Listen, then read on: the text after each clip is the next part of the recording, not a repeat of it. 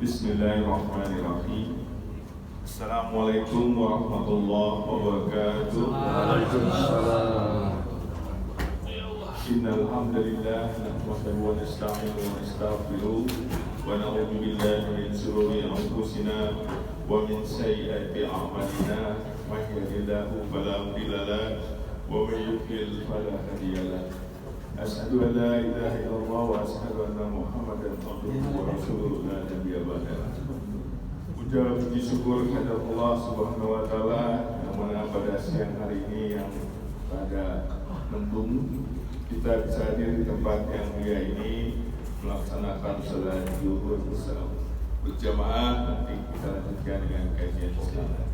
Salawat serta salam tak lupa kita sampaikan kepada Nabi kita Nabi Muhammad Sallallahu Alaihi Wasallam beserta keluarganya, sahabatnya dan juga kepada kita semua yang hadir di sini. Insyaallah mendapatkan hidayahnya dari Allah Subhanahu Wa Taala. Amin ya Rabbal Alamin. Seperti biasa Selasa zuhur ini kita ada kajian. Hari ini ada Ustaz baru dari kita, namanya Ustaz Matahari Satria LC. Ini rekomendasi dari rekan kita rekan Syam, yang artinya matahari juga kalau nggak salah. Sama matahari juga ya. Harusnya Syam di sini ya. Untuk kali ini temanya yaitu sikap amanah membawa berkah. Mudah-mudahan apa yang disampaikan Ustaz nanti bisa membawa manfaat bagi kita semuanya. Demikianlah, taufik wal hidayah. Wassalamualaikum warahmatullahi wabarakatuh. Sampai sekuatnya. Sampai di stopin sama YouTuber ini. Alhamdulillah, 40 menit kali nanti tanya jawab. Bismillahirrahmanirrahim. Assalamualaikum warahmatullahi wabarakatuh. Waalaikumsalam warahmatullahi wabarakatuh. Alhamdulillahirabbil alamin. Alhamdulillahilladzi khalaqas samawati wal ardh wa ja'ala adh-dhulumati wan nur, thumma alladhina kafaru bi rabbihim ya'dilun. Asyhadu an la ilaha illallah wahdahu la syarika lah wa asyhadu anna Muhammadan abduhu wa rasuluh. Allahumma shalli wa sallim wa barik wa an'im 'ala nabiyyina Muhammad wa 'ala alihi wa ashabihi wa man tabi'ahum bi ihsanin ila yaumiddin. Allahumma 'allimna ma yanfa'una wanfa'na bima 'allamtana wa zidna ilma. Allahumma ati nufusana taqwaha wa zakkiha anta khairu man zakkaha anta waliyuha wa maulaha. Amma ba'du. Hadirin jamaah Bapak-bapak yang dimuliakan Allah Subhanahu wa taala. Alhamdulillah, bersyukur kita panjatkan kehadirat Allah yang di siang hari ini di waktu yang baik, di waktu di mana Allah Subhanahu wa taala memerintahkan para malaikatnya untuk turun ke bumi memohonkan ampun dan kebaikan bagi orang-orang yang beriman. Sebagaimana Allah Subhanahu wa taala telah menjelaskan di dalam Al-Qur'an bahwa ada 5 waktu yang disebut oleh Allah sebagai waktu turunnya banyak malaikat ke bumi, dan di antara waktu itu adalah wahina tunhirun, ya, waktu yang tempat di mana malaikat turun ke bumi itu di antaranya ketika waktu zuhur. Maka tentu malaikat tidak turun di waktu-waktu yang tidak baik, ya, sebagaimana Nabi juga menyebutkan bahwa ada 2 waktu dari 24 jam kita yang dalam 2 waktu itu setan itu banyak keluar mengganggu manusia. Maka kalau setan keluar di waktu yang tidak baik, maka malaikat oleh Allah Subhanahu wa taala diturunkan di waktu-waktu yang terbaik, yaitu di antara 5 waktu itu, di antaranya wahina tudhirun, di antara waktu zuhur. Maka saat ini kita sedang berada dalam waktu yang terbaik itu, di tempat yang terbaik, dan juga kita duduk di tengah majelis yang terbaik yang Allah Subhanahu wa taala mengatakan dalam hadis yang disampaikan oleh Imam Muslim. Rasulullah menyampaikan, "Maztama'a qaumun fi baitin min buyutillah yatluna kitaballah wa yatadarrasunahu fima bainahum," bahwa tidaklah suatu masyarakat itu kumpul di satu majelis, yang di dalam majelis itu mereka itu yang pertama yatluna kitaballah, mereka itu yang pertama membaca Al-Quran. Jadi kalau kita di majelis itu cuma sekedar lewat numpang nongkrong saja, dia nggak sengaja ikut kajian. Kayak misalnya abang-abang Gojek gitu. Dia pergi ke masjid untuk sholat zuhur, bertepatan ada kajian ilmu.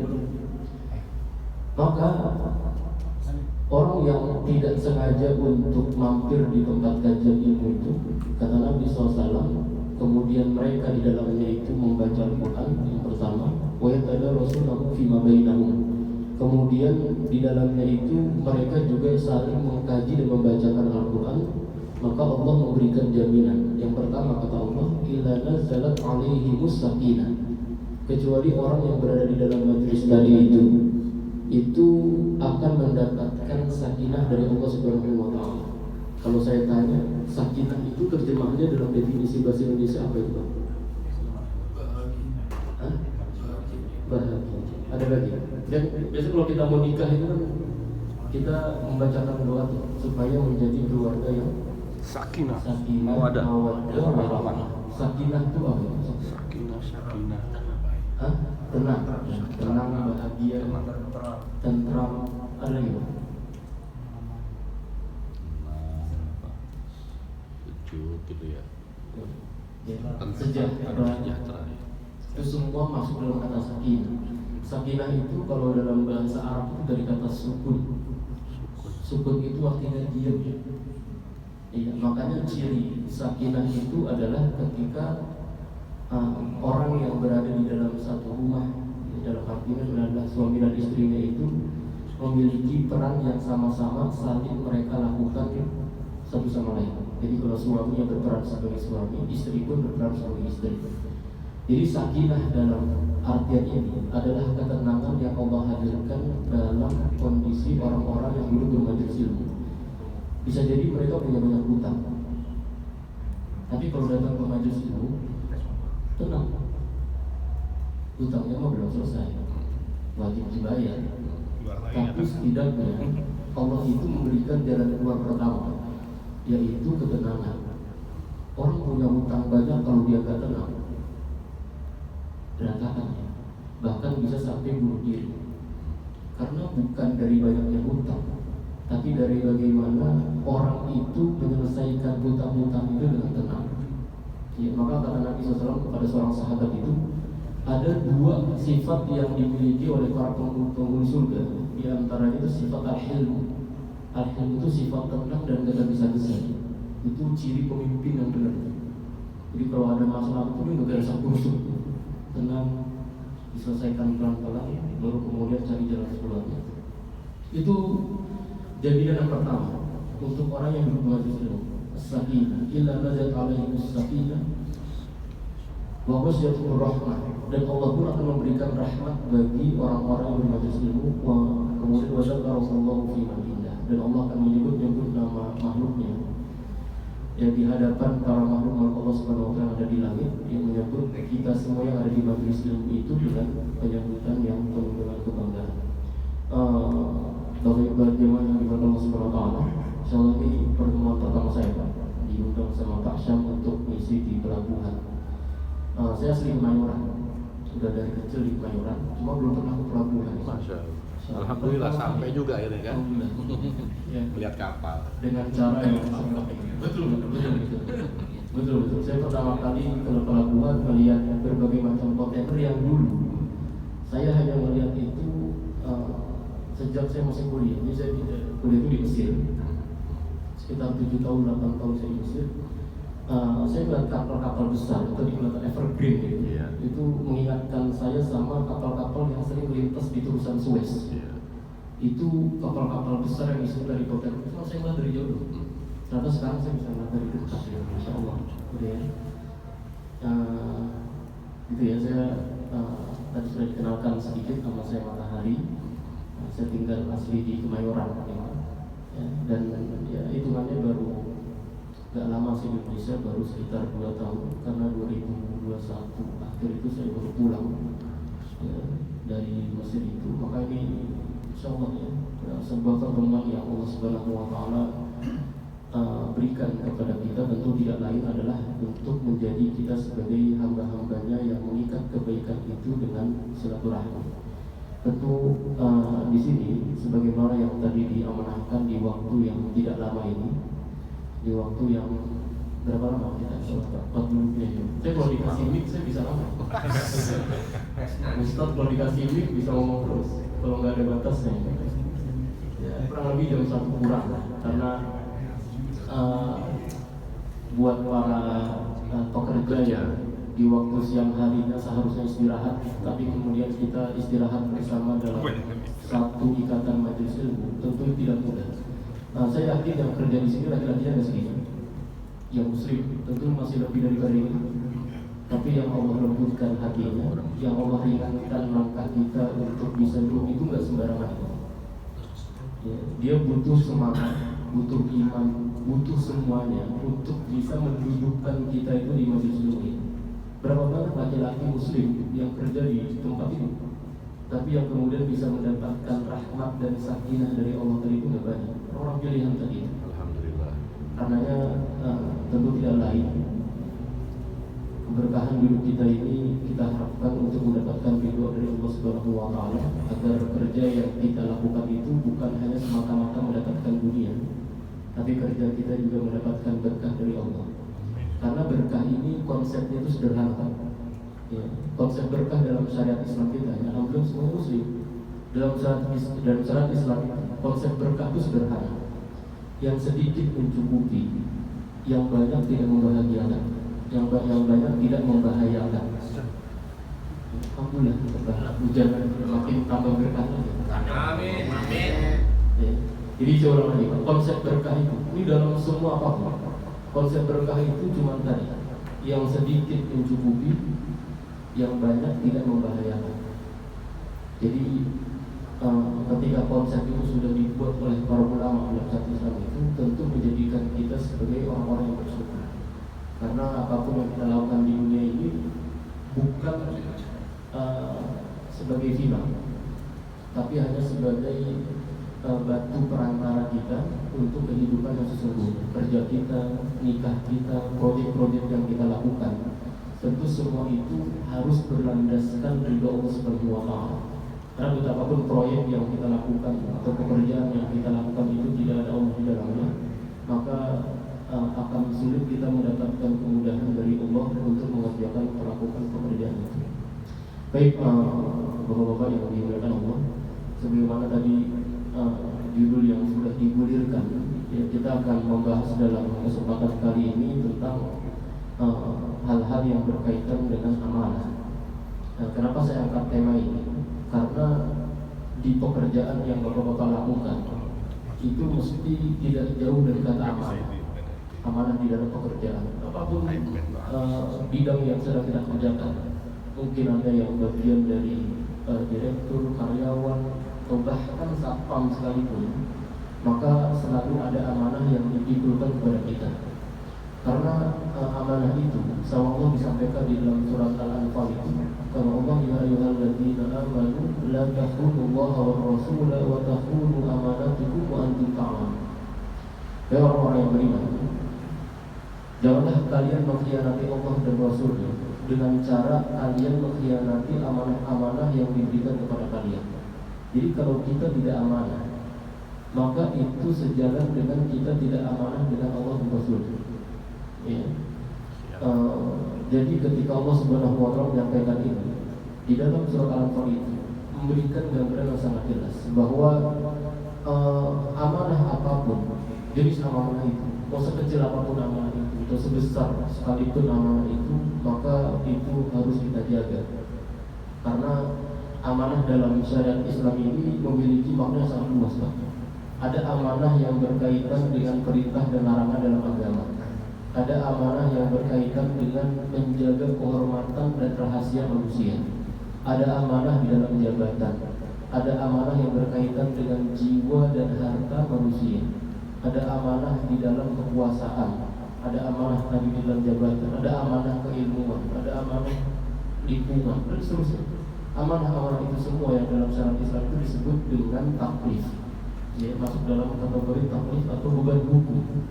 Ya, yang itu harus dipikul oleh orang-orang yang beriman, baik secara vertikal hubungan dia dengan Allah Subhanahu wa Ta'ala, maupun horizontal hubungan dia dengan makhluk-makhluk Allah yang lain, bersama manusia atau hubungan atau bahkan para hewan. Karena ya, Bapak di Rasulullah di suasana hujan ini itu enaknya buat terbahan ya, ulang ngaji. Mager. Ngantuk boleh, Bapak. Namanya senderan ngantuk ya wajar. Tapi nggak boleh tidur. Ya, itu ngantuk boleh, tapi nggak boleh tidur. Karena yang saya yakin orang yang tidur tapi hatinya masih melek itu cuma Nabi. Dia tidur tapi hatinya tidak ada. Gitu. Tapi kalau untuk tidur saya agak khawatir. Bablas. Dia nggak sadar sama sekali soalnya. Kalau Nabi tidur hatinya masih melek, masih terjaga maksudnya. Ya makanya Nabi SAW itu beberapa kali turun wahyu itu kalau Nabi sedang tidur. Artinya Nabi itu masih terjaga hatinya, makanya tidur. Tapi kalau orang itu tidur kan nggak turun wahyu, kan repot. Kalau bangun-bangun dapat wahyu kan repot. Wahyu.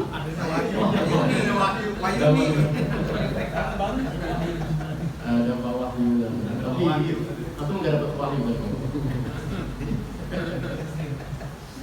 Baik, Bapak yang Allah Subhanahu wa Ta'ala, maka amanah tadi itu yang mengiringi kehidupan kita itu sebagai orang-orang beriman. Baik amanah antum di rumah tangga sebagai seorang ayah, sebagai seorang suami, amanah di sosial bermasyarakat, amanah di pekerjaan dan amanah-amanah yang lainnya. Yang dalam disebutkan oleh para ulama bahwa amanah itu disebut dengan taklif atau dalam hukum. Itu disebutkan sumiyat taklifu amanatan li'anna man adda fihi fa'alaihi al-karamah wa man addahu falahu al-gharamah. Kata para ulama bahwa siapa yang melakukan amanah maka dia akan mendapatkan kemuliaan, dan barang siapa yang menyia-nyiakan amanah fa'alaihi al-gharamah maka dia akan mendapatkan hukuman baginya. Saya kasih gambaran kayak gini Pak ya, ini supaya mudah untuk mencerna amanah itu. Kita tahu di antara sifat Nabi yang dikenalkan kepada kita, yang paling dasar dari sifat Nabi Muhammad SAW itu ada 4. Ya, yang pertama Sidik. Yang kedua amanah. Yang ketiga makonah. Yang keempat tabligh. Jadi di antara 4 sifat dasar yang dimiliki sama Nabi itu bukan sifat kenabian. Ini sifat mulia Nabi Muhammad sebelum jadi Nabi. Jadi dikenal dalam masyarakat Arab, Nabi Muhammad belum jadi Nabi, masih Nabi Muhammad, masih kecil. Tapi 4 sifat ini sudah ada. Yang pertama siddiq, jujur. Kemudian amanah, makonah. Yang keempat itu tabligh. Jadi 4 sifat dasar ini sudah dimiliki oleh Nabi Muhammad dari kecil, belum diangkat jadi Nabi, belum dapat wahyu. Nah, di antara 4 sifat itu namanya amanah. Jadi kalau nanti bapak-bapak ngaji tentang Sirah Nabawiyah, di dalam masyarakat Arab ketika itu tidak ada yang memiliki gelar Al-Amin, gelar yang digelari Al-Amanah itu, kecuali hanya mengerucut kepada Nabi Muhammad SAW. Jadi gelar Al-Amin itu kalau dicari seluruh seantero Arab itu nggak ada yang punya gelar itu kecuali Nabi Muhammad. Namanya gelar Al-Amin. Dan menariknya adalah Al-Amin itu gelar yang disematkan kepada Nabi sebelum Nabi jadi Nabi. Jadi artinya dari kecil itu Nabi sudah mendapatkan gelar amanah ini. Kenapa seperti itu? Bahkan orang-orang kafir sekalipun, mereka itu lebih senang menitipkan harta mereka itu kepada Nabi. Ya, padahal waktu itu orang kafir, mereka menyembah berhala, meyakini bahwa berhala itu bisa mendapatkan manfaat. Ya. Tapi mereka lebih senang menitipkan harta-harta mereka itu pada Nabi karena Muhammad itu orang yang amanah. Dia tidak pernah mengingkari dari amanah itu. Bahkan kalau yang diberitakan Allah, Nabi SAW itu diajari sama Allah di dalam Al-Quran itu untuk belajar amanah itu dari 3 makhluk. Ini mohon dipahami. Belajar amanah itu dari 3 makhluk. Yang nanti amanah ini membawa keberkahan dalam kehidupan Nabi. Yang pertama itu Allah minta Nabi belajar amanah itu dari malaikat Jibril. Malaikat Jibril itu disebutkan sama Allah di dalam Al-Takwir tentang sifat dasar malaikat Jibril. Ya, mari kita lihat di dalam surat Takwir itu ketika Allah menyampaikan innahu laqawlu rasulin karim, bahwa malaikat Jibril itu adalah benar-benar utusan Allah itu yang mulia. Kenapa utusan Allah? Karena malaikat Jibril itu mendapatkan tugas kan? Dapat tugas malaikat Jibril itu menyampaikan wahyu dari Allah. Innahu laqawlu rasulin karim. Kemudian kata Allah, di quwwatin inda dzil arsy makin. Malaikat Jibril itu punya sifat yang pertama. Sifatnya itu adalah kuwat. Di quwwatin inda dzil arsy makin. Sifat yang pertama itu adalah malaikat Jibril itu adalah malaikat yang kuat. Kemudian inda dzil arsy makin. Di sisi Allah itu malaikat Jibril punya kedudukan yang sangat tinggi sekali di antara malaikat-malaikat yang lain. Bukan hanya itu, kemudian malaikat Jibril muta'in sama amin. Malaikat Jibril itu sifat selanjutnya yang ketiga itu muta'. Muta' itu adalah malaikat yang sangat ditaati sama malaikat-malaikat yang lain. Karenanya malaikat Jibril itu disebut sebagai sayyidul malaikat, sebagai pemimpinnya para malaikat. Kenapa? Karena memiliki sifat yang tidak dimiliki sama sifat malaikat-malaikat yang lain. Yang pertama itu sifat kuat tadi, malaikat Jibril itu. Yang kedua itu sifat amin, yaitu sifat amanah. Jadi dua sifat ini diminta sama Allah untuk Nabi Muhammad belajar kepada malaikat Jibril, yaitu sifat kuat dan sifat amanah. Kuatnya malaikat Jibril itu di mana? Kuatnya malaikat Jibril itu terlihat ketika perang Badar tahun kedua Hijriah. Ketika malaikat Jibril itu menawarkan kepada Nabi Muhammad untuk merubah bentuknya sebagai malaikat beneran. Kalau malaikat beneran itu mengepakkan sayapnya, itu satu sayap aja sudah menutupi timur dan barat dunia. Baru satu sayap. Jadi kata Nabi Muhammad SAW nggak usah, nggak perlu. Tapi akhirnya nanti kemudian Allah SWT menurunkan bala bantuan dari malaikat-malaikat yang lain. Itu sifat kuatnya malaikat Jibril. Di mana sifat amanahnya malaikat Jibril? Amanahnya malaikat Jibril itu ketika mendapatkan tugas dari Allah untuk menyampaikan wahyu. Saya yakin antum nggak pernah dengar malaikat Jibril itu ngumpetin wahyu. Jadi surat yang Allah kirimkan kepada Nabi Muhammad dari surat Al-Fatihah, Al-Baqarah, Al-Imran, An-Nisa, Al-Maidah, Al-An'am terus sampai surat An-Nas. Itu apa yang Allah sampaikan kepada malaikat Jibril, begitu juga yang disampaikan kepada Nabi Muhammad. Malaikat Jibril nggak pernah ngumpetin ayatnya, apalagi sampai nggak disampaikan kepada Nabi Muhammad, itu mustahil. Makanya malaikat Jibril tadi disampaikan sama Allah sebagai malaikat yang amin, malaikat yang terpercaya. Itu dari makhluk yang pertama. Allah Subhanahu wa Ta'ala minta Nabi Muhammad untuk belajar kepada malaikat Jibril sifat amanah. Yang kedua, berarti kalau bapak-bapak ngaji di dalam surat Al-Qasas ayat mulai dari ayat 14, 15, 16 sampai 27 itu berbicara tentang Nabi Musa alaihissalam, yang Nabi Muhammad pun diminta untuk belajar kepada Nabi Musa. Jadi menariknya di dalam Al-Quran itu Allah menyebutkan tentang sifat amanah itu disebutkan di dalam makhluk-makhluk yang berbeda. Jadi yang pertama dari malaikat itu diwakili sama malaikat Jibril. Yang kedua dari golongan manusia, yang itu diwakili sama Nabi Musa alaihissalam. Yang ketiga nanti itu Allah sebutkan sifat amanah itu dari golongan jin. Jinnya Nabi Sulaiman, namanya jin Ifrit. Jadi Ifrit itu sudah ada dari zaman dulu, itu disebutkan sama Allah dalam surat An-Naml tentang sebutan nama jinnya itu jin Ifrit. Baik, kita bahas yang kedua dulu dari Nabi Musa alaihissalam. Di mana Nabi Muhammad SAW itu diminta belajar tentang sifat amanah ini. Nanti bapak silakan buka surat Al-Qasas. Di surat Al-Qasas itu Allah menyebutkan tentang kisah Nabi Musa ketika diawali. Nabi Musa itu nggak sengaja mukul salah satu dari tentaranya Fir'aun sampai mati. Kata Allah itu fawaqazahu Musa faqadu alaihi. Nabi Musa itu niatnya ngelerai, memisahkan tentara-tentaranya Fir'aun yang lagi berantem. Tapi dorongnya Nabi Musa kencengan. Begitu ngedorong, itu langsung meninggal, dipukul sama Nabi Musa langsung meninggal. Apa terjadi? Maka Nabi Musa alaihissalam ketika membuat salah satu dari tentaranya Firaun itu mati, disebutkan sama Allah itu fa'asbaha fil madinati khaifan yataraqab. Nabi Musa itu benar-benar merasa sangat takut sekali. Karena Nabi Musa ini statusnya itu berubah jadi DPO nih. Jadi buronannya Firaun, dicari-cari, dikejar-kejar. Sampai kemudian nanti Nabi Musa itu kan dikasih tahu sama salah satu dari temannya yang soleh itu bahwa ini Firaun lagi kejar-kejar kamu. Jadi kan kamu keluar dari negeri Mesir ini untuk menyelamatkan diri dari kejarannya orang-orang Firaun.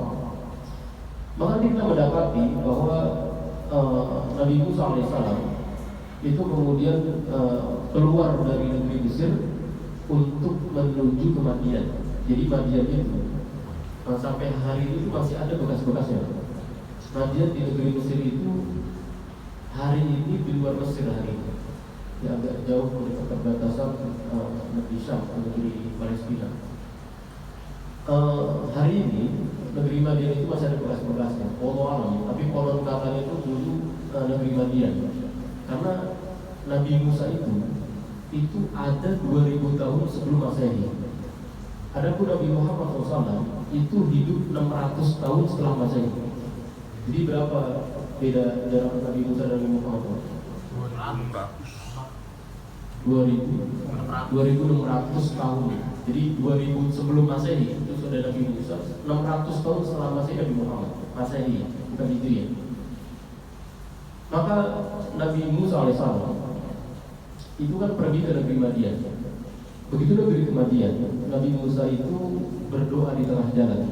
Ini doanya ini mohon diingat-ingat, karena ini doa ketika orang-orang dalam kondisi yang tidak dizalimi tapi dia dizalimi. Dia tidak berbuat tapi dia dizalimi.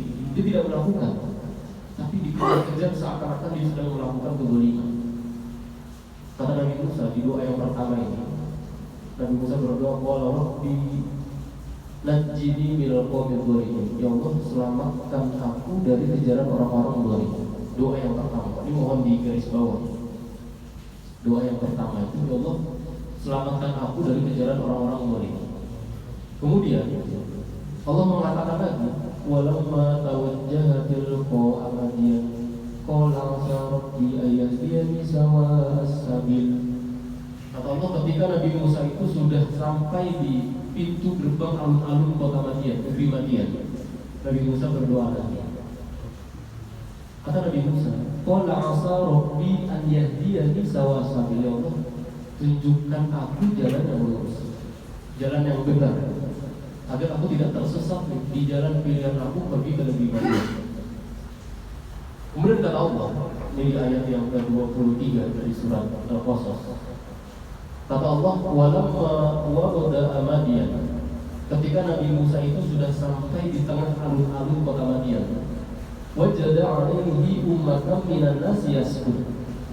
Nabi Musa itu istirahat di bawah pohon di tengah negeri Madian, di alun-alun itu. Apa yang didapati Nabi Musa?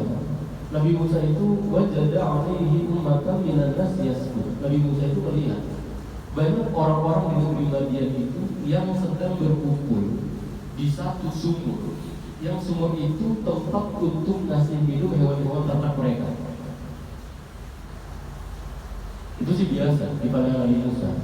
Tapi yang membuat Nabi Musa itu gagal fokus, itu ketika Nabi Musa itu mendapati bahwa jada min dunihi imra'ataini tazudan. Nabi Musa itu melihat di antara orang-orang yang sedang ngasih minum itu ada dua perempuan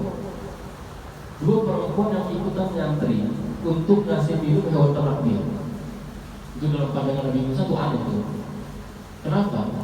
Karena di dalam masyarakat itu, di negeri Madian ketika itu, pekerjaan yang ngasih minum hewan ternak itu pekerjaan laki-laki. Nah, ini perempuan ngapain ikut-ikutan di situ? Itu ketika fitrah pekerjaan itu masih terjaga. Jadi dalam pandangan Nabi Musa, ini dalam beberapa tafsir itu disebutkan,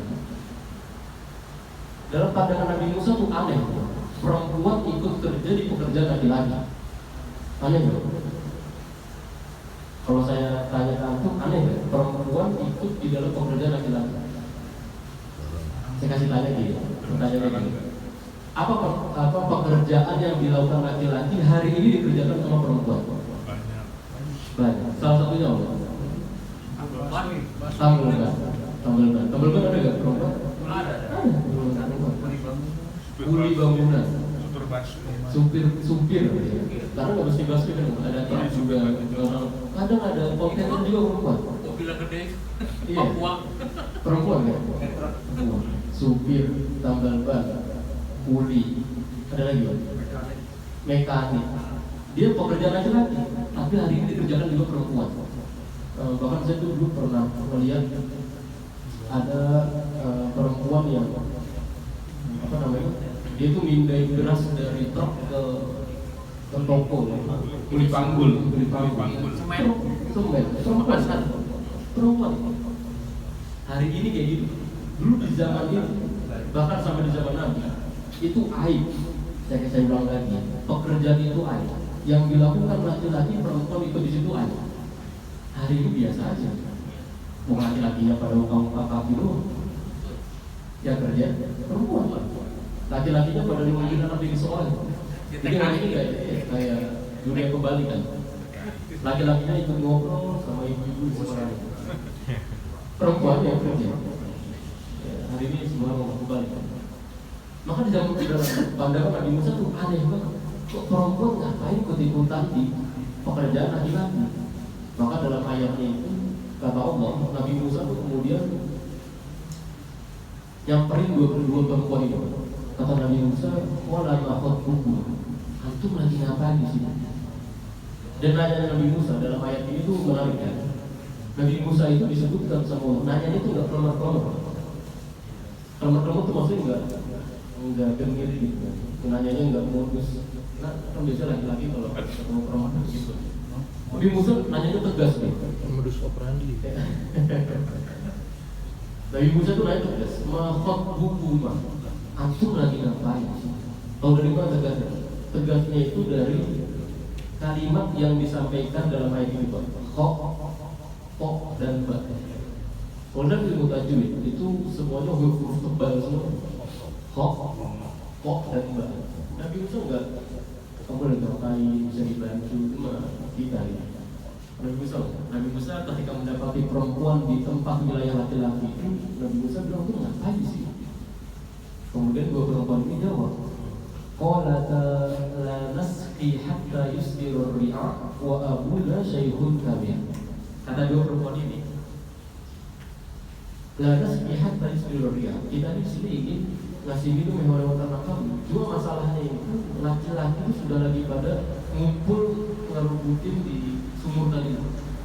Jadi sumur tadi itu dipenuhi sama laki-laki. Makanya perempuan tadi itu nunggu dari kejauhan supaya kalau laki-lakinya selesai baru perempuan itu yang ambil air. Cuma masalahnya laki-lakinya sudah selesai. Kemudian kata perempuan ini, wa abuna shaykhun kabir, dan ayah kami ini sudah tua. Makanya kami yang menggantikan ayah kami untuk ngasih minum hewan ternak kami. Kemudian Nabi Musa, kata Allah Subhanahu wa taala selanjutnya, fasaqalahuma. Begitu Nabi Musa dengar jawaban dua perempuan tadi, Nabi Musa itu berinisiatif. Nabi Musa yang akhirnya mengambilkan air minum untuk hewan-hewan ternak dua perempuan tadi. Fasaqalahuma. Nabi Musa beramal baik, ngasih minum untuk dua perempuan tadi. Summa tawalla ila bil. Begitu selesai ngasih minum itu, Nabi Musa itu kembali lagi ke tempat Nabi Musa tadi istirahat di pertama kali. Kemudian Nabi Musa berdoa lagi. Doa yang berapa nih? Doa yang ketiga, insyaallah. Doa yang ketiga. Doa yang Nabi Musa yang ketiga itu, qala rabbi inni lima anzalta ilayya min khairin faqir. Ya Allah, aku benar-benar sangat butuh pertolongan dan bantuan darimu. Jadi kalau tadi yang pertama Nabi Musa berdoa minta diselamatkan dari orang-orang zalim, yang kedua minta ditunjukkan jalan yang lurus, yang ketiga minta bantuan. Di sini para ulama ini menyebutkan tafsir sangat luar biasa. Di antaranya itu, di antara fikih berdoa itu adalah ketika antum habis beramal baik. Itu doanya itu lebih mudah dikabulkan. Antum habis silaturahmi, Tapi berdoa, ya Allah, minta ini cepat dikabulkan. Kamu habis bersedekah, habis bantu orang, habis apa itu, ini amal baik, habis sholat, habis puasa, habis apapun amal baik itu berdoa. Itu kemungkinan dikabulkan itu sangat cepat sekali. Tahu dari mana? Ini dari ayat selanjutnya.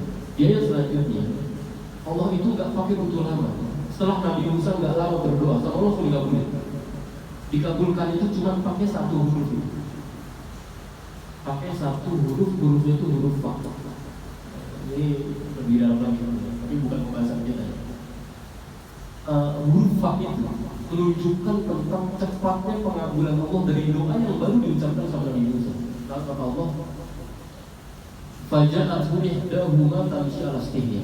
Jadi belum lama Nabi Musa itu berdoa, salah satu dari dua perempuan tadi itu datang lagi Nabi Musa, nyamperin Nabi Musa tadi lagi istirahat. Faja'at ihdahuma tamshi ala istihya. Nah, yang menarik sama Allah dalam Al-Quran ini, cara nyamperin perempuan ini ke Nabi Musa itu direkam cara jalannya. Jalannya perempuan yang masih terjaga fitrahnya di zaman Nabi Musa itu tamshi ala istihya. Dia itu ketika nyamperin Nabi Musa yang sedang istirahat itu berjalan dengan rasa malu. Jadi sifat dasar yang harus ada di dalam diri perempuan yang gak boleh hilang adalah sifat sopan. Itu sifat dasar perempuan. Kalau laki-laki oke lah, kadang malunya ada, kadang enggak. Malu-maluin. Malu-maluin. Tapi kalau perempuan nggak boleh. Perempuan, anak-anak kita, adik kita, itu harus ada sifat malu. Karena kalau sifat malu itu hilang dari perempuan, itu keperempuanannya dipertanyakan. Dia harus ada sifat malu. Fitrahnya malu ya. Fitrahnya malu.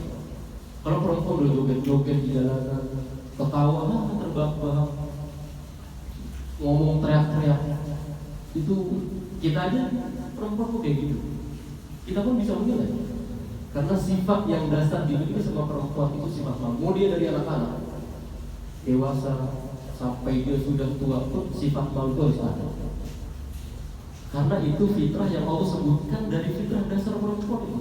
Sebelum nantinya ya, dia pintar, dia kemudian rajin, mandiri, itu sifat bawaannya. Sifat dasar yang harus menjadi pondasi awal itu sifat malu.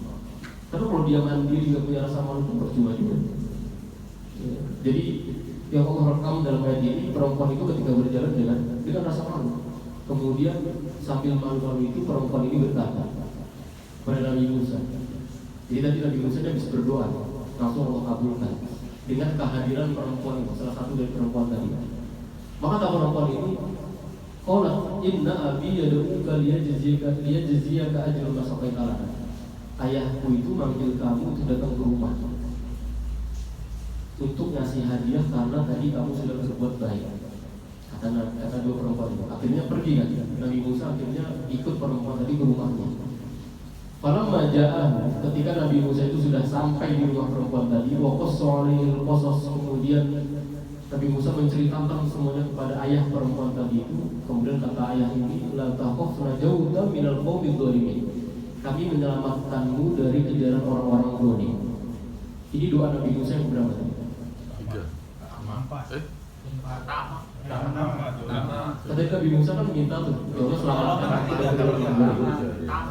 Berarti doa yang pertama Nabi Musa dikabulkan lewat ayahnya si putri tadi. Soalnya ini oke, soalnya ya. Walaupun ngantuk tadi masih masuk sama. Oh ini. Begitu diselamatkan sama ayah tadi ini, kemudian kata salah satu dari dua perempuan tadi berkata lagi, kolak ihdahuma. Kemudian dia mengatakan, ya abatis takjir.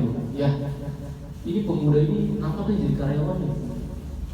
Kenapa dia angkat jadi karyawan? Kemudian kata perempuan ini, inna khairu man ista'jartal qawiyul amin. Ya tadi bahwa sifat pemuda ini yang pertama itu adalah karena pemuda ini qawi, kuat. Yang kedua amanah.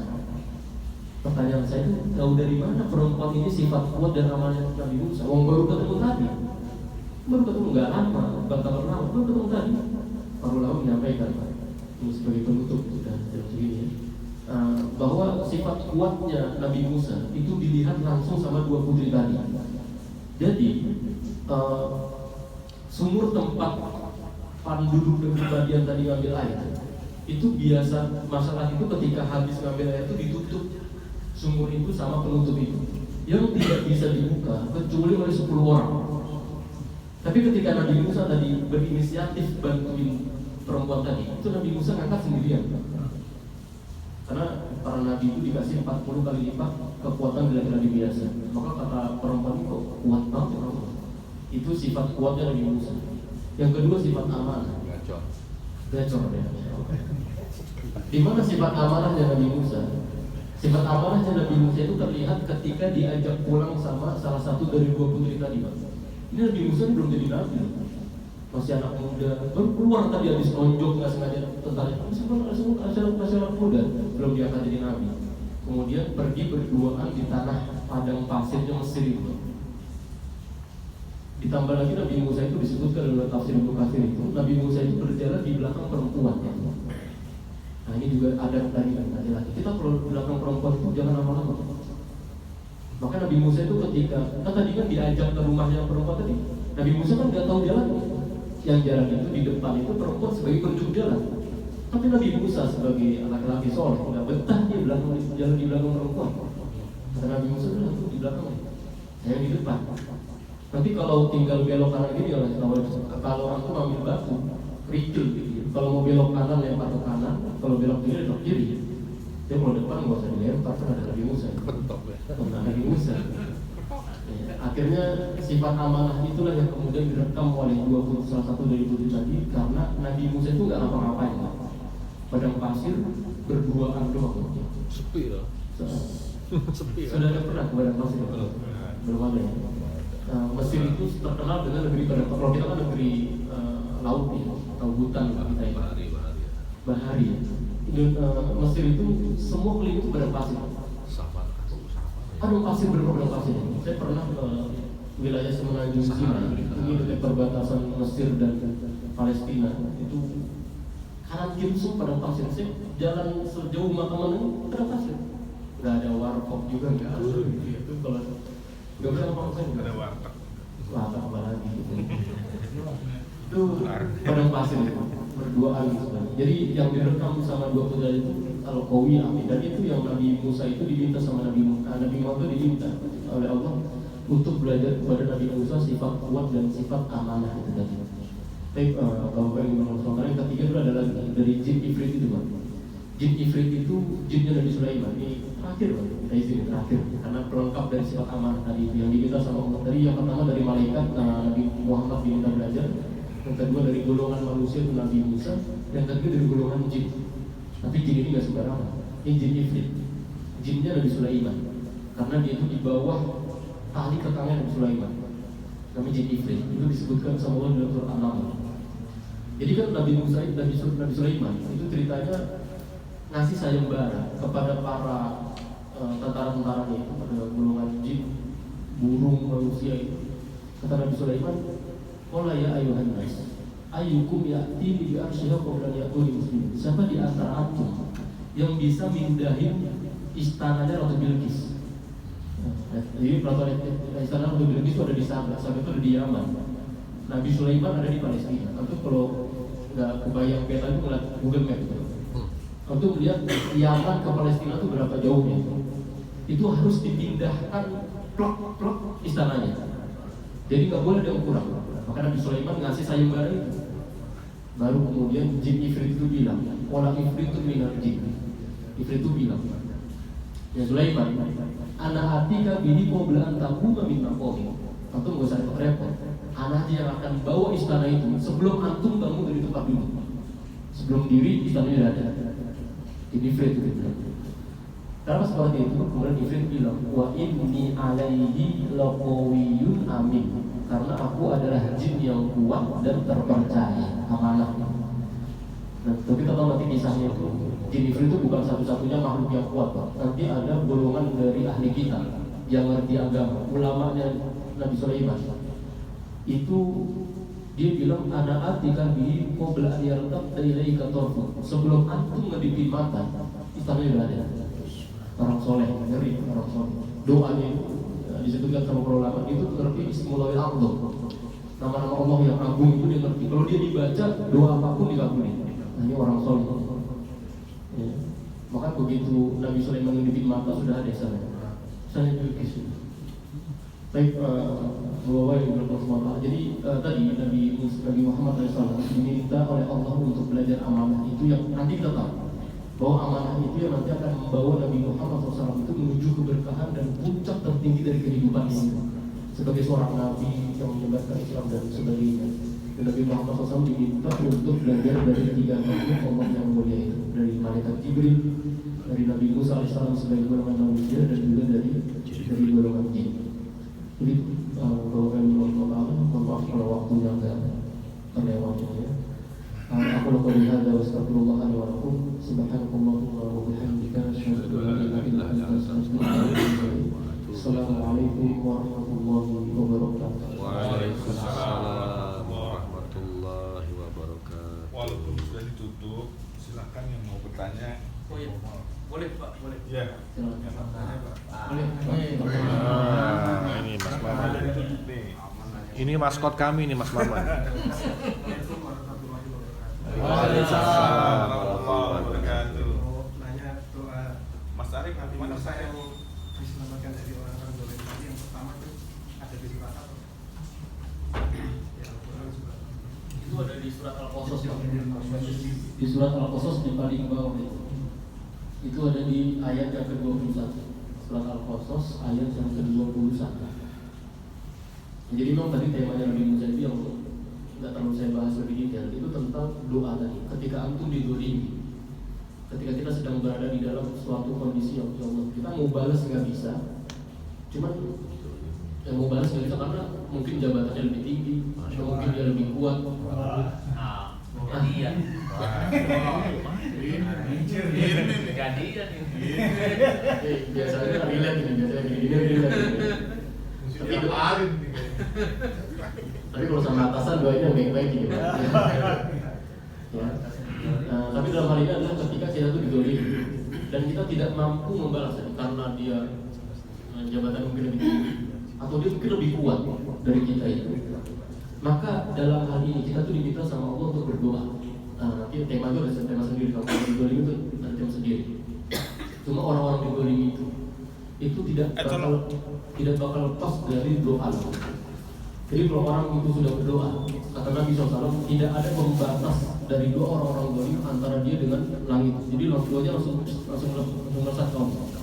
Karena tadi antum nggak mampu berbuat, antum mau balas juga takut, kita mau balas juga kalah sama sistem, jadi kalah sama atasan itu. Maka yang paling bisa kita lakukan doa. Karena orang-orang yang dolim itu, dia mungkin bisa berbuat semena-mena, tapi dia tidurnya, saya pastikan dia tidak akan pernah mungkin bisa tidur nyenyak, karena akan selalu diganggu sama orang-orang yang dia dolimi. Berdoa, kalau antum lagi didolimi berdoa. Nanti Allah yang langsung balas. Entah apa yang Allah kasih, tentara-tentaranya lain banyak. Mungkin dia dikasih musibah, entah ini banyak. Cabut nyawanya. Ya Allah, jangan. Jadinya doa. Udah kejadian Pak. Jadi di surah Al-Qasas ayat yang ke-21. Sudah terjawab. Iya. Doa nggak boleh yang buru-buru doa. Doanya baik-baik, nggak boleh yang buru. Iya, Pak. Terkait dengan amanah ini Pak, kan di perusahaan itu ada perjanjian kerja saat antara pegawai dan Wah, Bocor. Nah, perjanjian ini kan artinya yang pengusaha itu bisa berubah orang, dan itu perjanjiannya itu terus sepertinya sampai dia mengakhiri kerja. Nah, dalam prakteknya pas pertengahan jalan ada pergantian pimpinan yang datang itu tidak memenuhi tidak amanah terhadap perjanjian itu. Gimana Pak Ustaz? Yang bertanggung jawab siapa? Iya, memang dari segi perusahaan itu biasanya ada kesepakatan atau perjanjian di awal. Entah sebagai sebagai karyawan atau sebagai orang yang mengampu dari pekerjaan itu. Kita mungkin lebih tinggi daripada itu dan sebagainya. Tadi di dalam Islam itu amanah ini perspektifnya tuh luas sekali. Yang sebenarnya bukan siapa yang bertanggung jawab kan. Tentu di masing-masing kita punya sektor masing-masing kan. Antum nggak mungkin bertanggung jawab dengan yang bukan amanah antum. Ya. Maka dalam konteks muamalah, ini babnya bab muamalah kalau bab fikih ini, bab tanggung jawab itu dipikul oleh masing-masing orang. Kita tidak dibebankan untuk menanggung amanah orang lain. Jadi dari kita aja kadang ada beberapa hal yang mungkin kita nggak amanah, dari segi masuk misalnya waktu dan sebagainya tuh saya yakin di antara kita memang. Tapi ada bab toleransi kan? Ada bab toleransi bagi karyawan. Bab toleransi yang karyawan ya kalau lagi sakit atau dan sebagainya, mungkin karena sudah bekerja lama, loyalitas dan sebagainya diberikan, dan berdasarnya boleh datang lambat sedikit asal dan sebagainya boleh dibicarakan. Tapi ada waktu ada perjanjian-perjanjian yang itu bersifat kuat, berarti tidak bisa dilanggar sedikit itu. Amanat pekerjaan tadi tidak boleh seperti apa namanya deadline, ya tidak boleh itu amanahnya kita jelas. Dan kita itu sebagai karyawan itu tidak boleh terlepas dari perjanjian itu. Itu contohnya langsung dari Nabi SAW. Ini menariknya, sebelum jadi Nabi itu juga dipotret sebagai seorang karyawan ya. Betul? Edisi berikutnya. Nabi kan kerja juga tuh pernah. Kerja di bawah perusahaannya. Lagi bagus nih kan. Perusahaan Khadijah. Nabi Muhammad SAW itu sebagai karyawan. Sebagai karyawan Nabi nggak aneh-aneh. Dia ngikutin sebagai kebijakan, aturan. Job desk-nya dia. Job desk-nya Nabi itu jelas, antum kerja bawa barang, selesai hitung setor, selesai. Nggak aneh-aneh dan sebagainya. Tadi masalah-masalah yang bisa ditoleransikan tuh toleransi. Tapi Nabi SAW akhirnya itu juga dicontohkan dengan sifat amanah Nabi sebagai seorang karyawan yang dia menjaga seluruh perjanjian itu dengan benar. Ya, kalau kita mungkin kayak PNS itu, PNS dengan segala perjanjian itu nggak boleh ini. Kalau lewat berarti ada sesuatu yang kita zalimi. Ada sesuatu yang kita zalimi dari akad perjanjian kita di awal. Ya, dan itu babnya sangat lapang, sangat luas sekali. Tentang amanah itu babnya bab muamalah. Ya kalau hari ini ngaji fikih itu kan ngajinya paling bab ibadah aja kan. Bab tentang wudu, airnya, cara berwudu yang baik sesuai sunnah, sholat, pakaian dan sebagainya. Dan itu bab muamalah nggak pernah jatuh gitu. Bab cara bekerja, nikah, ya, kemudian hukum-hukum yang lainnya itu babnya bab muamalah. Kita berinteraksi sama orang lain berkaitan dengan amanah yang kita pikul dan berkaitan dengan hak orang lain itu sekarang kita pelajari. Gitu, mungkin nanti kita bikin apa ya, judul tersendiri tentang tema. Sebenarnya itu enaknya sih bukan judul ya. Ayo maksudnya tema. Ngajinya tuh ngaji kitab, tapi dibikin judul gitu. Kita nggak, kalau ini kan kita ngaji tematik kan, kita ngaji amanah, besok berbakti pada orang tua itu nggak tertutup kan. Dan saya yakin nggak usah besok ya, untuk keluar dari sini juga pada lupa tuh kita nggak sama. Ya udah kita ngaji kitab, ya apa namanya, referensinya jelas, kita ngaji kitab fikih misalnya. Jadi tinggal dibuat judulnya. Jadi sekarang tentang fikih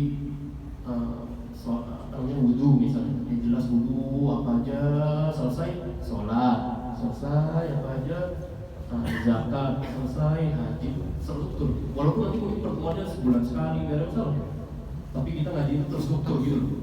Ya kita hari ini ngaji nggak masuk tuh kayak gitu kan? Ya karena ngajinya nggak jelas gitu, bukan nggak jelas, maksudnya ngajinya itu hari ini tentang apa? Ngacak gitu. Ngacak. Random. Besok Saya bisa random. Tentang apa? Gitu, Pak ya. Cukup. Ngaji lah. Ya, jangan yang berat itu yang pertanyaan. Ya, walau bisa.